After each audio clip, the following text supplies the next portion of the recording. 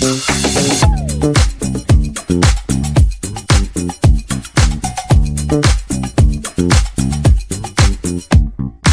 everyone, it's your host Hera and welcome back to another episode of the Love in Doha show. I hope you all are doing well this Tuesday afternoon. We have quite some important topics to catch up on before you guys head back home, including another royal Grad moment as the MOFA spokesperson plus advisor to the Prime Minister. Dr. Majed Al Ansari gave a wholesome and inspiring speech to the class of 2026. It was such a special moment. We then move on to news about how Qatar is reminding residents about the importance of all Hajj preparations, including the Nusuk card, which I'll share more details on later. Then we'll wrap things up with a quick update of how an energy tanker maneuvered its way through the Strait of Hormuz in 60 days. Firstly, let's talk about a graduation moment that really stood out this year. At Northwestern's ceremony for the class of 2026, MOFA spokesperson Dr. Majed Al Ansari took the stage and instead of the usual feel-good cliches, he delivered something a lot more real. He kicked things off with a message that hit especially hard for aspiring journalists in the room. Seek truth, not trends. And honestly, in a world where everything is about going viral, that reminder couldn't have come at a better time.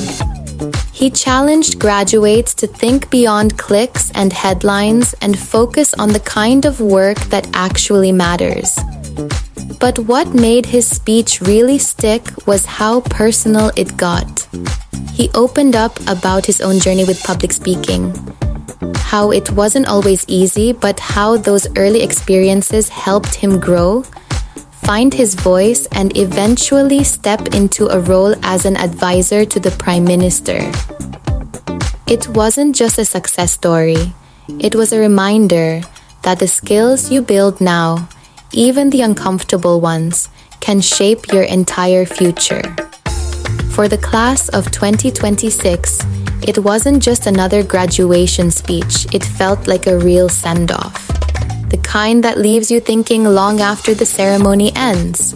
And if there's one takeaway, in a fast-moving world full of noise, staying grounded in truth might just be your biggest advantage.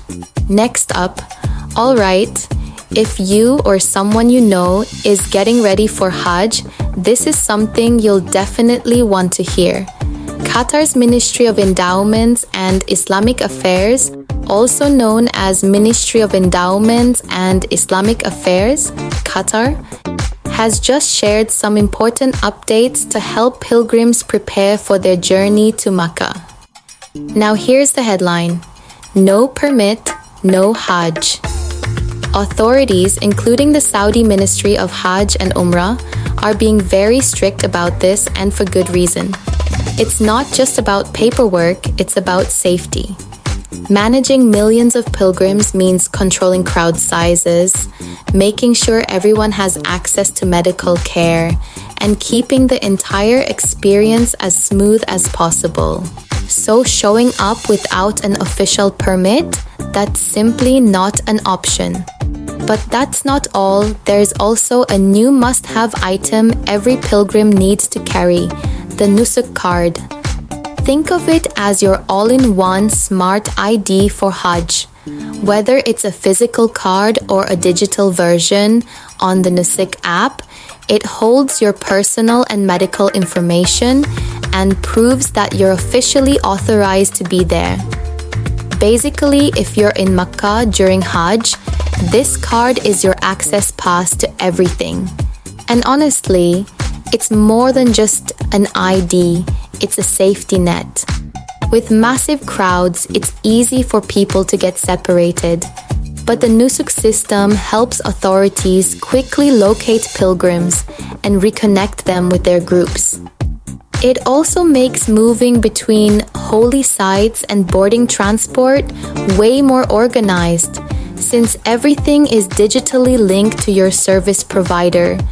So, bottom line, if you're heading for Hajj, make sure your permit is sorted and your Nusuk card is always within reach. Because when it comes to a journey this important, staying prepared means staying safe and making the most of every moment. Let's get into a story that's been quietly making waves in the energy world.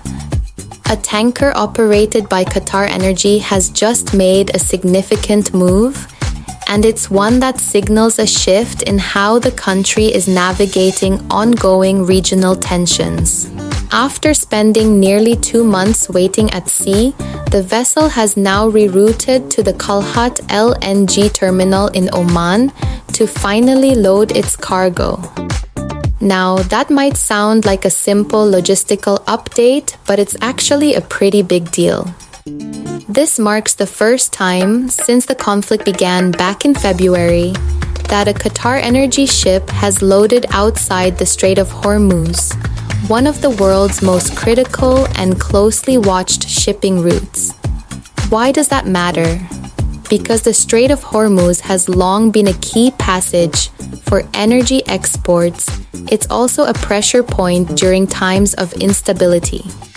By using Oman's coastline instead, Qatar has effectively found an alternative route, one that allows exports to continue while reducing reliance on a high-risk corridor.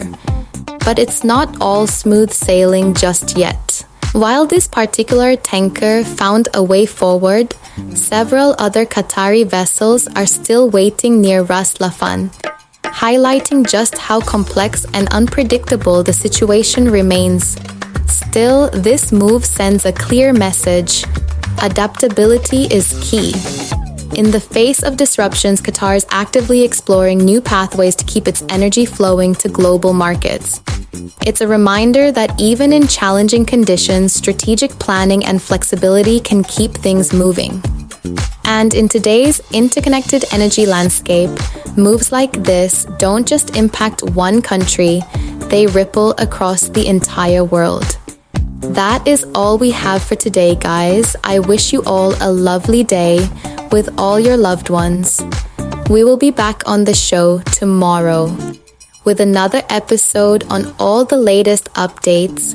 But for now, stay safe, enjoy the afternoon, and keep loving Doha.